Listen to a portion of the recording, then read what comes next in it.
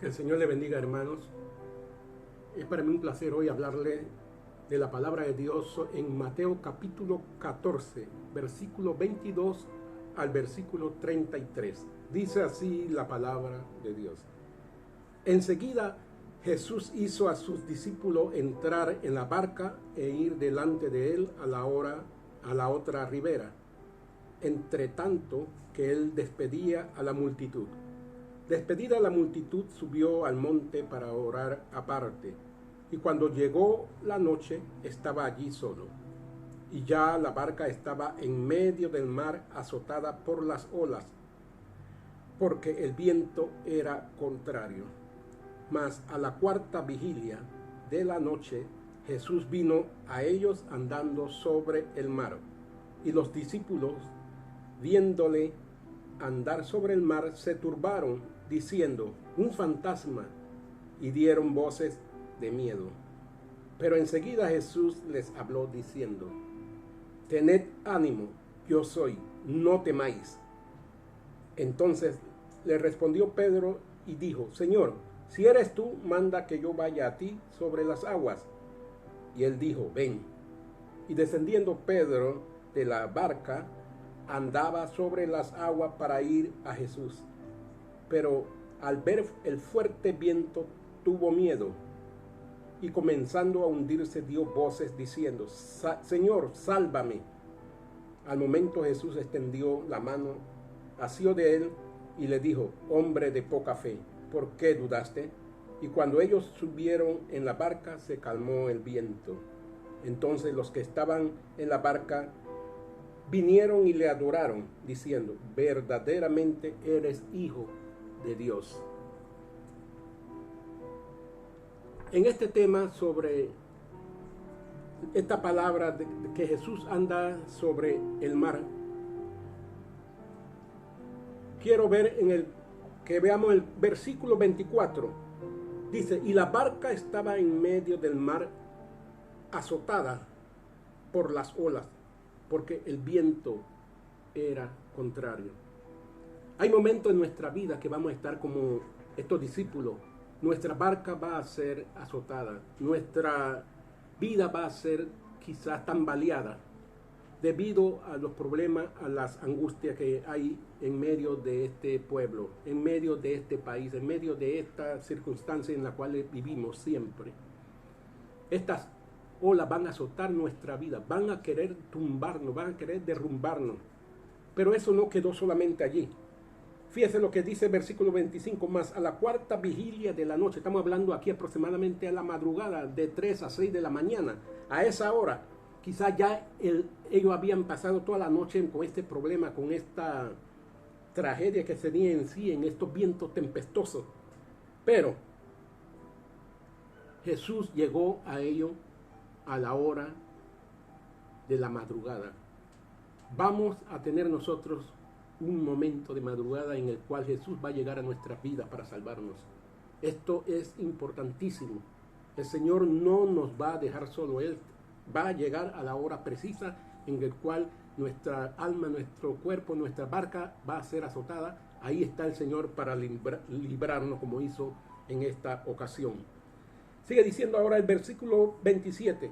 Pero enseguida Jesús le habló diciendo: tened ánimo. Y este es el tema de este mensaje: tened ánimo, yo soy, no temáis.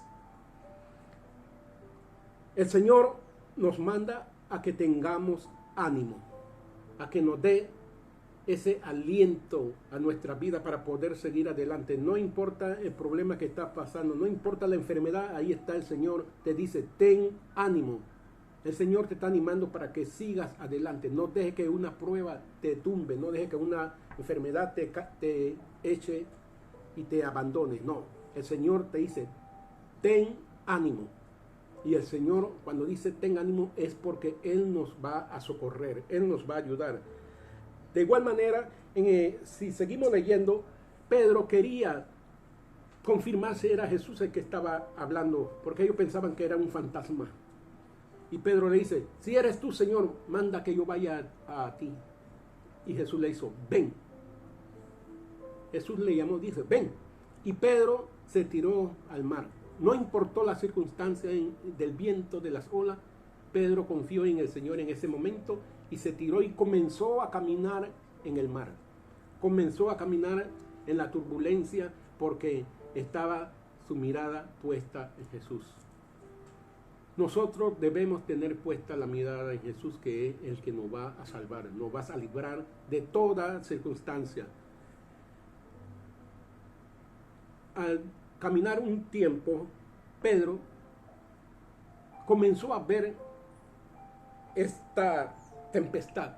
Vio que el agua estaba tratando de hundirlo.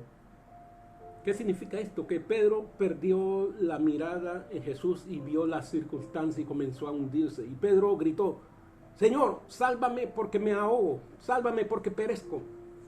Cuando alejamos nuestra mirada del Señor, vamos a estar en esa circunstancia. Por eso, hermano, es mirar siempre hacia Cristo, mirar hacia arriba, mirar hacia el Padre, que es el único que nos puede dar esa salvación tan grande. Y Pedro, con ese temor y ese grito, el Señor le extendió su mano protectora y lo alzó. Y fueron juntos hacia la barca, hacia la seguridad. Y cuando entraron a la barca, todo se calmó.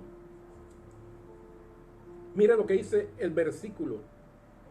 Pero al ver el fuerte viento tuvo miedo y comenzó a hundirse. Dio voces diciendo: Señor, sálvame.